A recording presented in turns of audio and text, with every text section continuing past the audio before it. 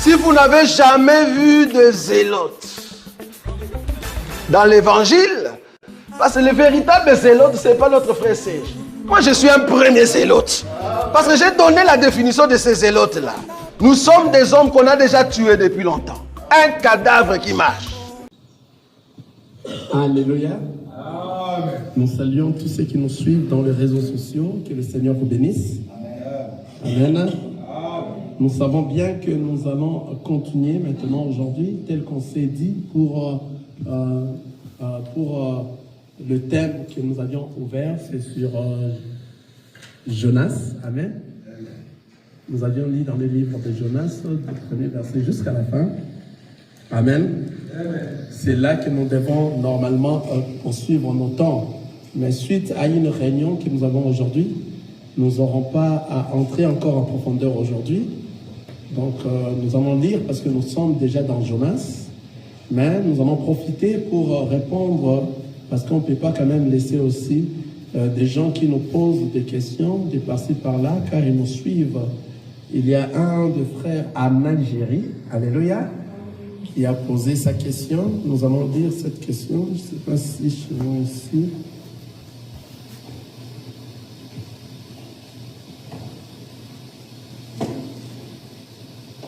J'ai un problème, mon appareil ne tient plus les YouTube. Je peux entrer dans YouTube. Ok.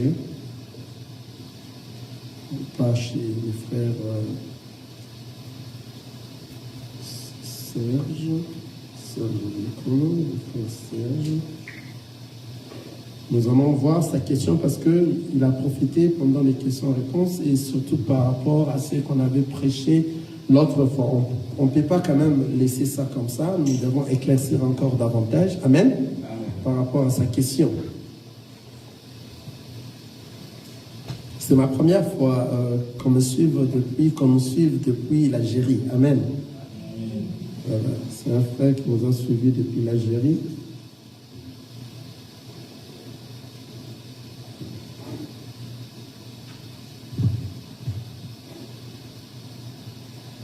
Voilà, nous allons lire sa question.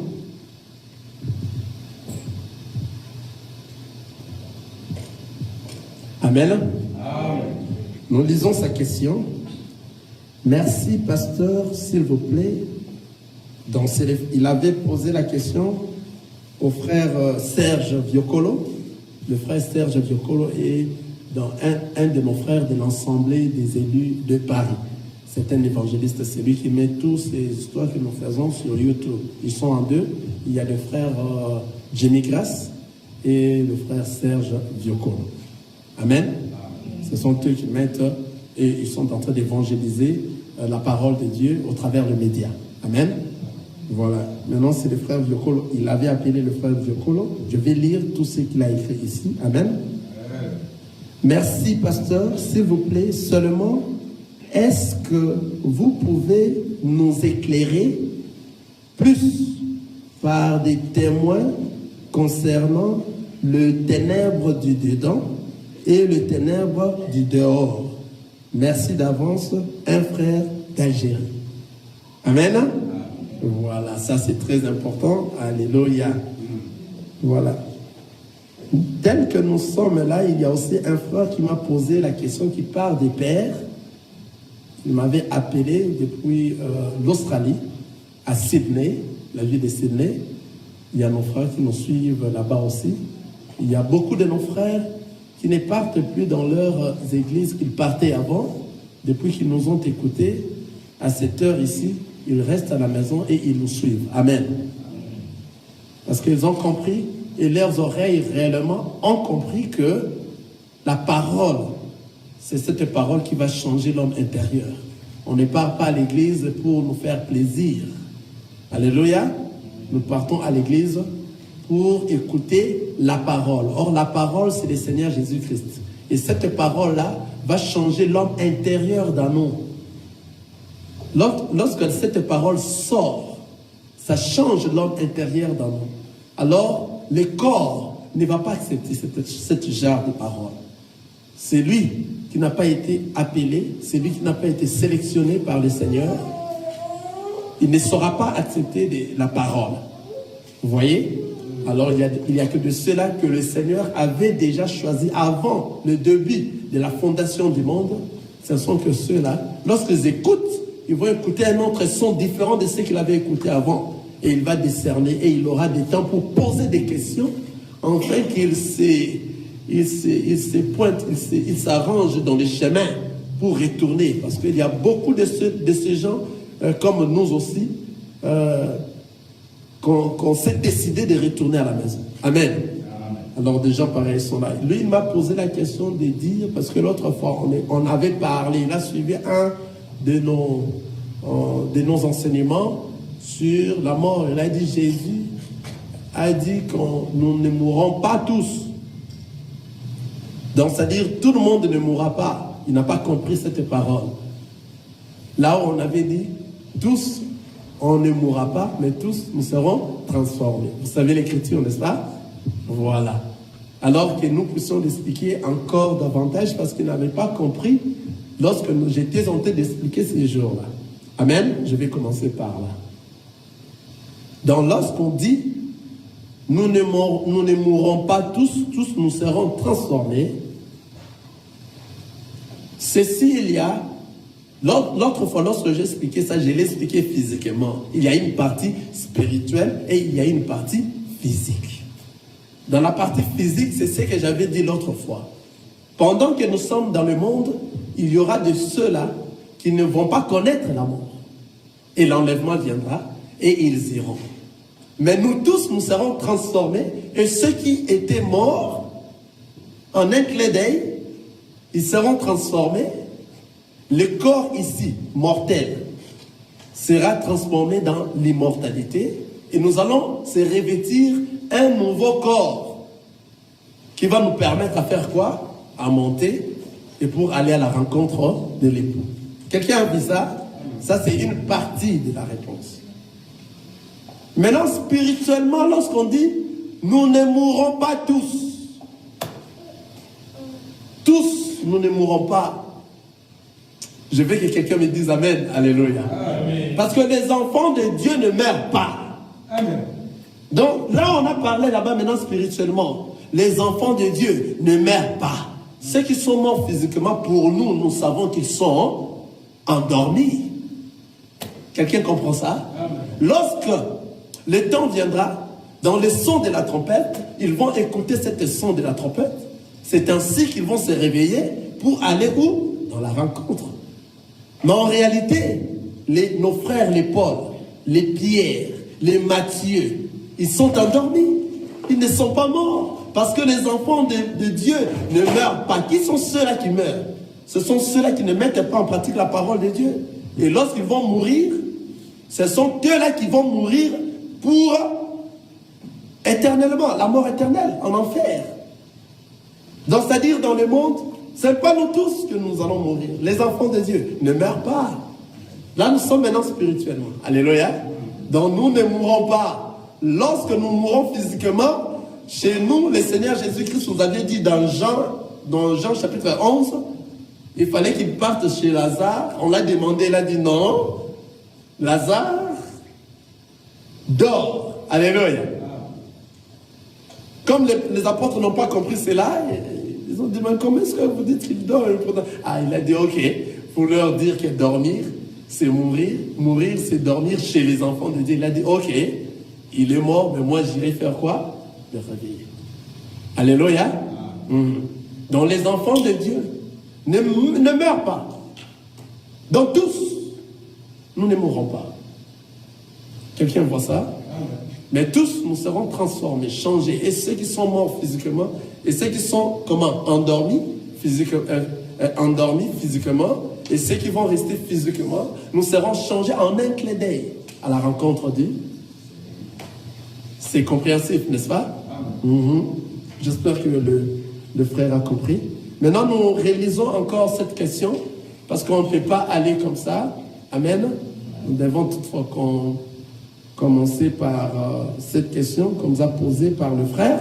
Il nous a dit quoi l'autre fois? Nous avions dit ici. Il a dit, merci pasteur, je vous ai bien suivi. S'il vous plaît, seulement, est-ce que vous pouvez nous éclairer plus par des témoins, c'est-à-dire des versets bibliques, amen, par deux témoins, concernant le ténèbre de dedans et le ténèbre de dehors.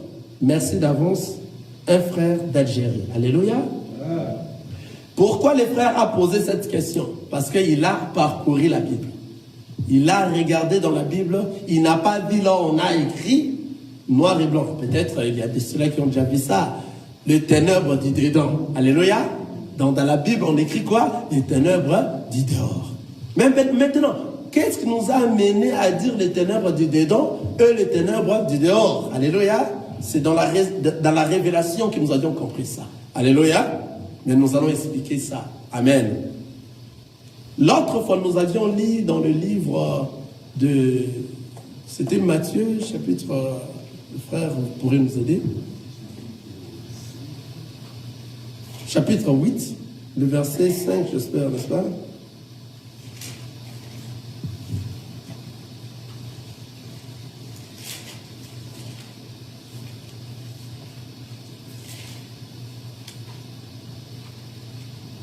Nous allons aller calmement afin que nous puissions faire comprendre ce que nous avions dit la fois passée et que le frère, s'il est là, il nous suit déjà. C'était chapitre 8, le verset 5, j'espère.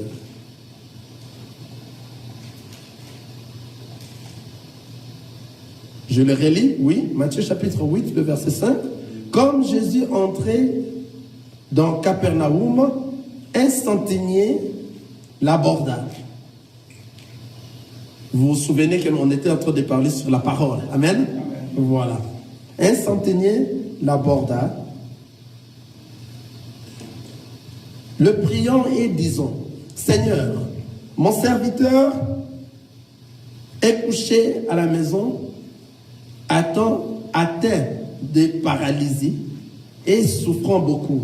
Jésus lui dit, j'irai et je le guérirai. Le centenier répondit, Seigneur, je ne suis pas digne que tu entres sous mon toit, mais dis seulement un mot et mon serviteur sera guéri.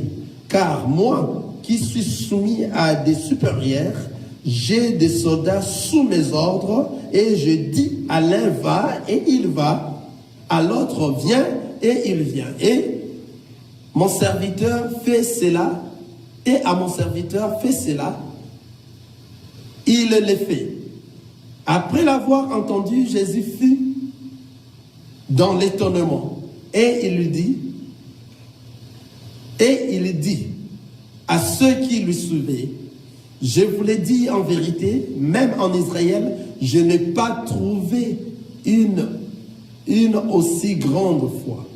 Or, je vous déclare que plusieurs viendront de l'Orient et de l'Occident et seront à table avec Abraham, Isaac et Jacob dans le royaume des cieux. Mais le fils du royaume seront jetés dans les ténèbres du dehors, où il y aura de pleurs et de grincements des dents. Amen. C'est ici que on avait parlé un peu seulement parce que nous sommes entrés en réalité de parler sur Jonas.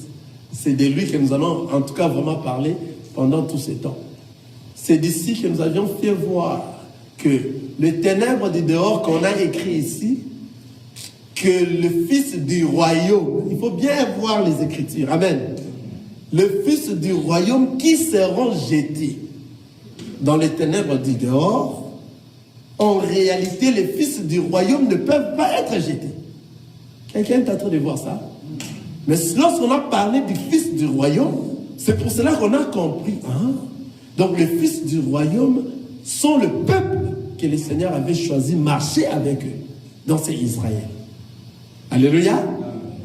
Comme Israël ont rejeté le Seigneur Jésus-Christ, c'est à ce moment-là maintenant, amen, que les nations l'ont accueilli. Maintenant, parmi les nations, à tous ceux qui l'ont reçu et croient à son nom, il leur a donné le pouvoir de devenir enfants de Dieu. Mais le fils du royaume Israël, qui n'a pas reçu le Seigneur Jésus-Christ, ils ont tué et ils ont mis sur la croix. Jusqu'aujourd'hui, ils ne l'ont pas reçu et ils ne croient pas en Jésus. Le jour de l'enlèvement, ceux qui ont cru et croient à son nom seront enlevés. Alléluia.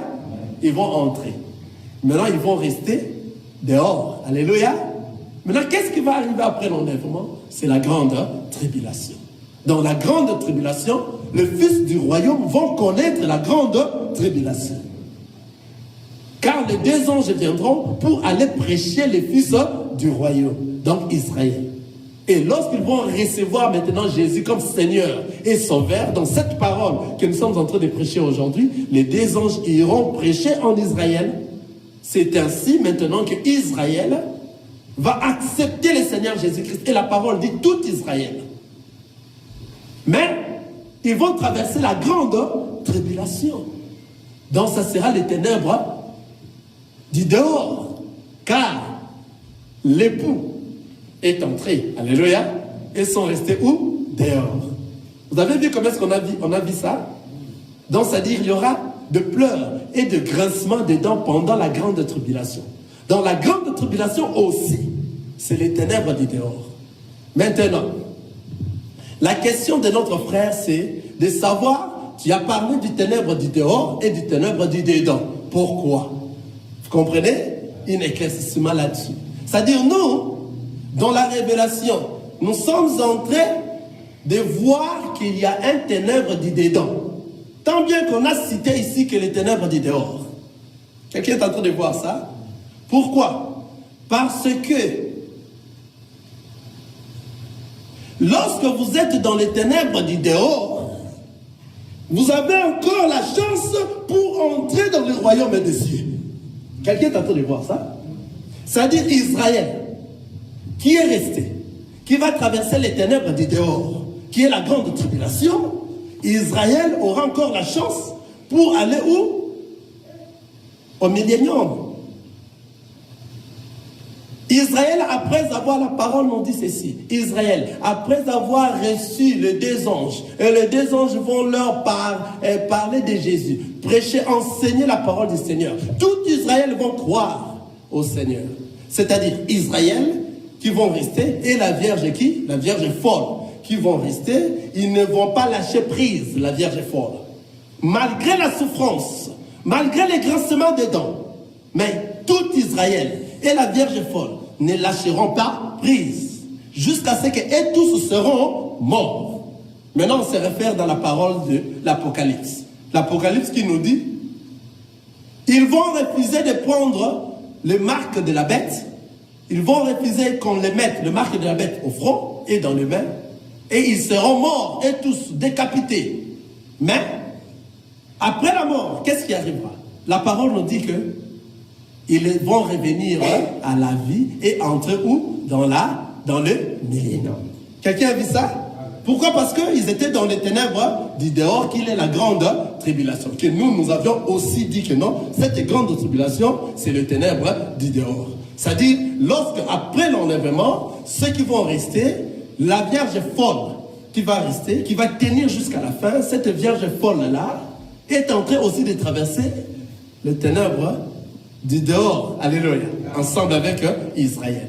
Mais, parce que c'est les ténèbres du dehors, ils ont encore un peu de la chance pour entrer ou dans les ténèbres, dans le millénium. Quelqu'un a vu ça? Amen. Parce qu'ils étaient encore dehors, un peu de la liberté était encore. Maintenant, les ténèbres du dedans, que nous sommes en train de dire. Alléluia. Matthieu chapitre 25, nous allons lire ça. Matthieu chapitre 25, nous allons voir les ténèbres du dedans. Matthieu chapitre 25, je commence à lire, voilà. Je commence à lire dans le verset 41. Ensuite, il dira à ceux qui seront à sa gauche. Ici, je suis en train de lire, je m'excuse, pour montrer les ténèbres du dedans. Amen. Je vais encore lire un autre livre de Apocalypse. Toujours pour montrer les ténèbres du dedans. Amen. Ensuite, il dira, je suis dans Matthieu chapitre 25, le verset 41, j'ai lu. Ensuite, il dira à ceux qui seront à sa gauche, retirez-vous de moi, maudits, allez dans le feu éternel qui a été préparé pour le diable et pour ses anges. Car j'ai eu faim et vous ne m'avez pas donné à manger. J'ai eu soif et vous ne m'avez pas donné à boire. J'étais étranger et vous ne m'avez pas accueilli. J'étais nu et vous ne m'avez pas vêtu. J'étais malade et en prison et vous ne m'avez pas visité.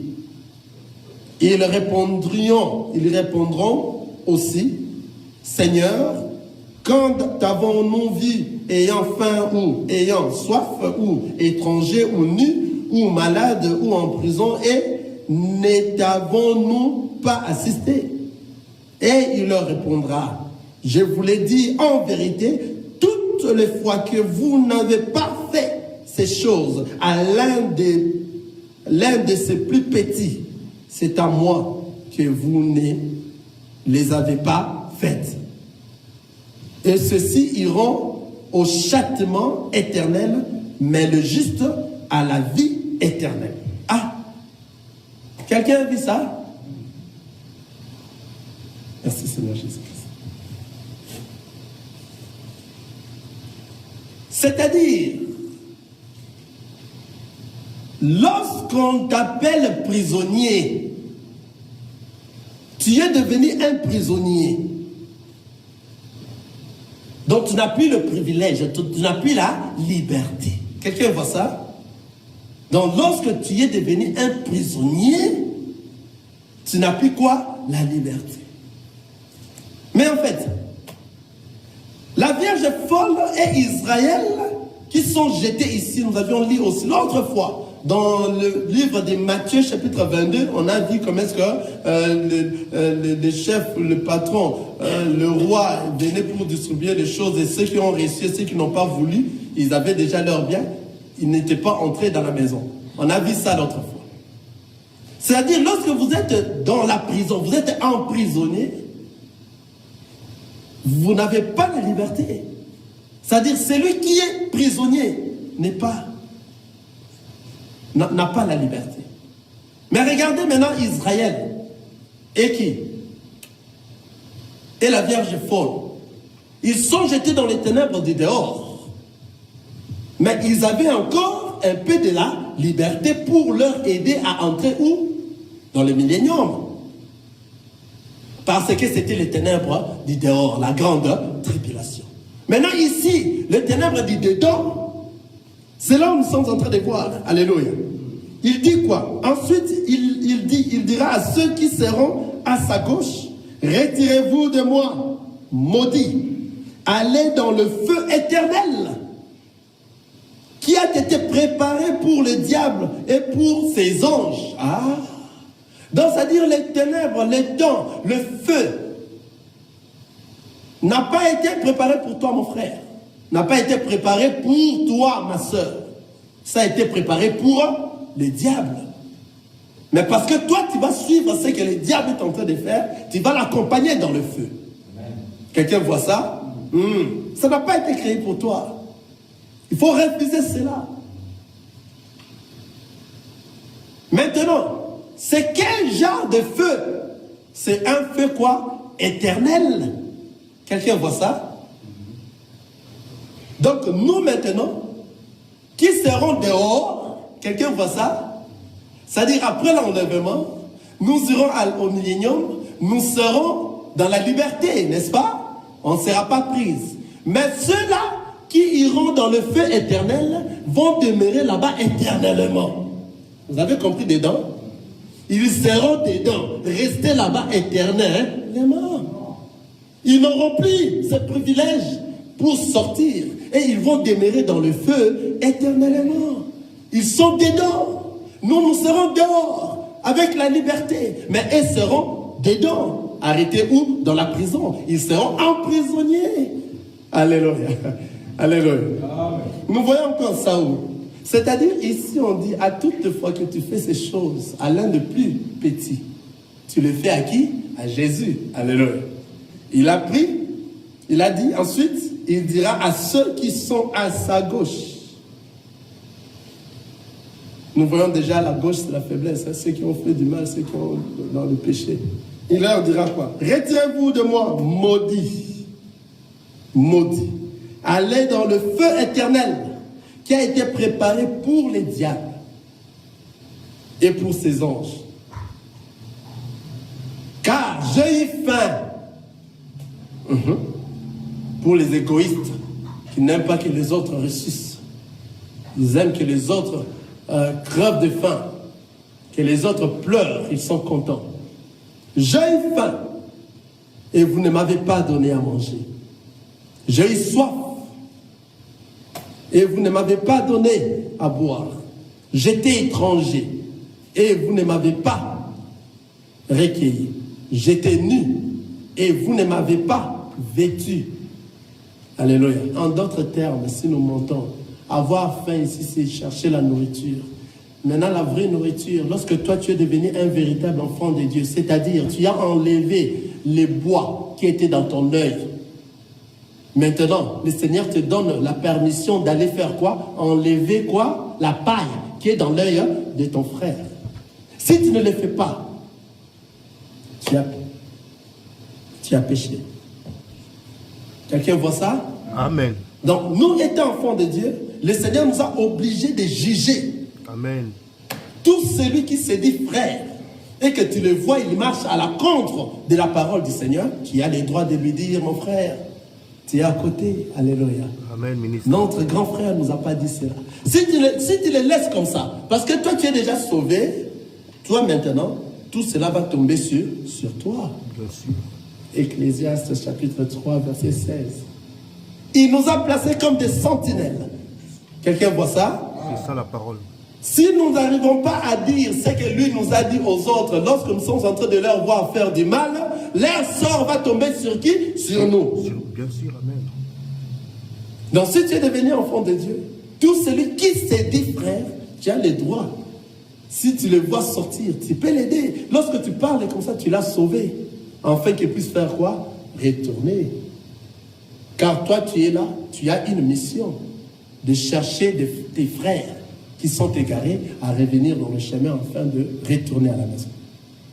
Il dit, soif ou bien faim, c'est cette parole-là que tu peux donner. Là, je suis monté, j'ai monté un peu seulement pour faire voir des choses qu'il est en train de dire ici aussi.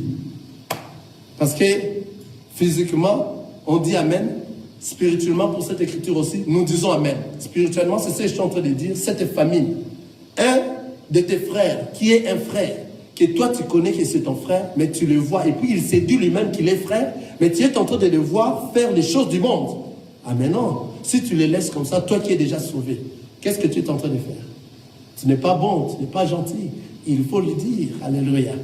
Maintenant, le fait de lui dire dans le monde, c'est tu es en train de faire quoi? De le juger. Et tu dois dire Amen. Pourquoi? Parce que nous sommes jugés, nous les enfants de Dieu, par la parole de Dieu. Quelqu'un voit ça? Nous revenons ici, regardez. J'étais étranger et vous ne m'avez pas recueilli. J'étais nu et vous ne m'avez pas vêtu. J'étais malade et en prison et vous ne m'avez pas visité. Ce sont aussi des choses qui se passent physiquement dans le monde. De telles personnes, ils iront accompagner les diables dans l'endroit où on a préparé pour les diables. Amen. Quel est cet endroit? C'est le feu éternel. C'est ça que la fois passée, moi, par rapport à la parole de Dieu que nous avions parlé l'autre fois, j'ai vu que ça c'est quoi? C'est le ténèbre du dedans. Car ils seront dedans pendant que nous serons dans la liberté dehors. Et les dedans qui seront, ils seront enfermés là-bas éternellement. Ils ne sont pas comme ceux qui vont recevoir le ténèbre du dehors après l'enlèvement lorsqu'ils vont traverser la grande tribulation. Ceux-là, les enfants de Dieu qui sont là, qui sont la Vierge folle et Israël qui vont recevoir le Christ comme Seigneur et Sauveur, ils seront sauvés. Car la parole nous dit ceci, Apocalypse chapitre 20. Regardez.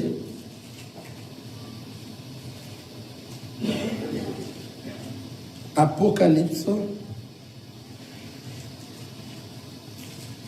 chapitre 20.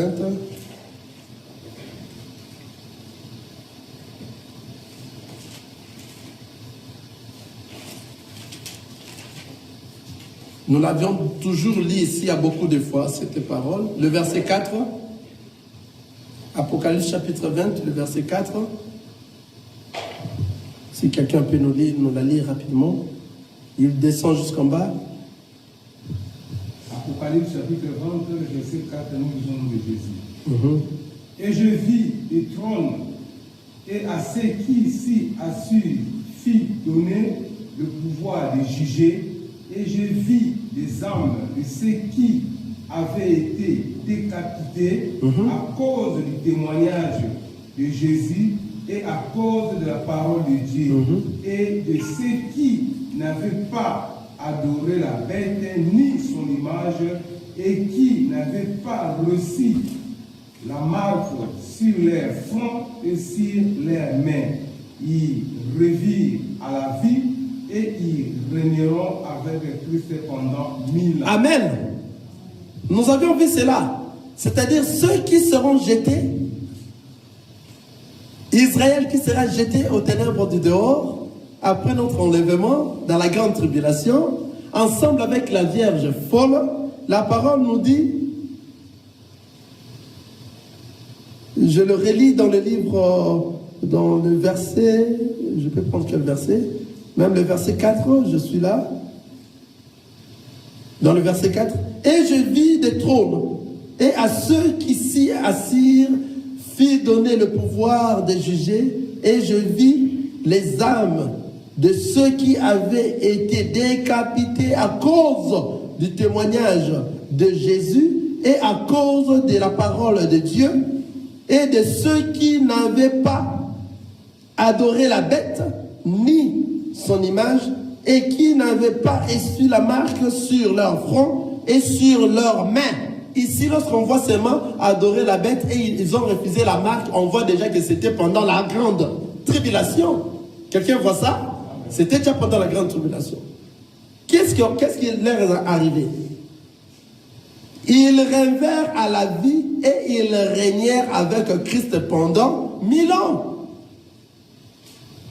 Parce qu'ils étaient encore dans les ténèbres du dehors après l'enlèvement, donc dans la grande tribulation. Mais regardez maintenant cette écriture. Dans les livres d'Apocalypse, nous sommes maintenant dans le verset 11. Je lis. Puis j'ai vu un grand trône blanc, et celui qui était assis dessus, la terre et le ciel s'enfuirent devant sa face, et il ne fut plus trouvé de place pour eux. Et j'ai vu les morts, le grand et le petit, qui se tenaient devant le trône. Des livres furent ouverts, et un autre livre fut ouvert, celui qui est le livre de vie. Et les morts furent jugés selon leurs œuvres, d'après ce qui était écrit dans ces livres. La mer rendit les morts qui étaient en elle la mort, et le séjour des morts rendirent les morts qui étaient en eux, et chacun fut jugé selon ses œuvres. Et la mort et le séjour des morts furent jetés dans les temps de feu. C'est la seconde mort, les temps de feu. Ah, c'est ici que nous sommes en train de dire le ténèbre du dedans. Mais ici, vous ne verrez pas ça dans les Écritures. Mais nous appelons ça dedans. Pourquoi? Parce qu'ils seront là éternellement dedans. Et nous serons dehors dans la liberté. Et seront arrêtés dedans. Quelqu'un est en train de voir ça? Et ils vont rester là-bas, éternellement, dans le feu. Quiconque ne fut pas trouvé écrit dans le livre de vie, fut jeté dans le temps des faits. Donc, c'est-à-dire, dans les temps de feu là-bas, tu vas rester et demeurer là-bas éternellement. C'est-à-dire, toi, tu ne seras pas, tu n'auras plus encore cette opportunité que l'Israël va recevront, et la Vierge folle recevront. Tu n'en auras plus. Tu es prisonnier, car tout celui qui est prisonnier n'a plus de liberté. C'est ainsi que maintenant, nous, les enfants de Dieu, nous aurons la liberté. Alléluia. Regardez dans le Apocalypse 21, nous dit, puis j'ai vu un nouveau ciel et une nouvelle terre, car le premier ciel et la première terre avaient disparu et la mer n'était plus. Et j'ai vu descendre du ciel d'auprès de Dieu la ville sainte, la nouvelle Jérusalem, préparée comme une épouse qui s'est parée pour son époux. Alléluia. C'est pendant les milléniums. Nous allons vivre maintenant dans la liberté. Car ici, on n'a jamais connu la liberté dans ce monde. Car ce monde ne nous appartient pas. Nous sommes des étrangers. Alléluia. Nous sommes des passagers dans ce monde. Alléluia. Nous devons rentrer pour vivre la liberté. La liberté ici, dans ce monde, ne nous appartient pas. Ce n'est pas la vraie liberté. Car le Seigneur a dit, vous connaîtrez la vérité et la vérité vous affranchira. L'affranchissement, c'est la vraie liberté qui est la vie éternelle. C'est là où nous aurons notre affranchissement. La parole, vous connaîtrez la vérité. La vérité que le Seigneur est en train de dire ici, c'est la parole. Et la parole, c'est le Seigneur Jésus-Christ. La personne qui aura la connaissance de la vérité, c'est la personne qui accepte d'être enseignée, afin qu'il puisse connaître la parole. Et lorsque vous avez la parole, ça va entrer dans vous la crainte de Dieu. Et ça va instaurer l'intelligence et la sagesse, afin que toi, tu arrives à s'éloigner du mal. Et lorsque tu arrives à s'éloigner du mal, c'est ainsi que toi maintenant, tu vas hériter la gloire du Seigneur et tu auras la liberté éternelle. Alléluia. Amen. Que le Seigneur vous bénisse. Amen. J'espère qu'on a un réunion. Nous aurons à finir et à continuer sur Jonas le dimanche prochain. Que la paix et la joie de notre Seigneur Jésus-Christ soient avec nous. Amen. Amen. Gloire à Dieu qui nous bénisse.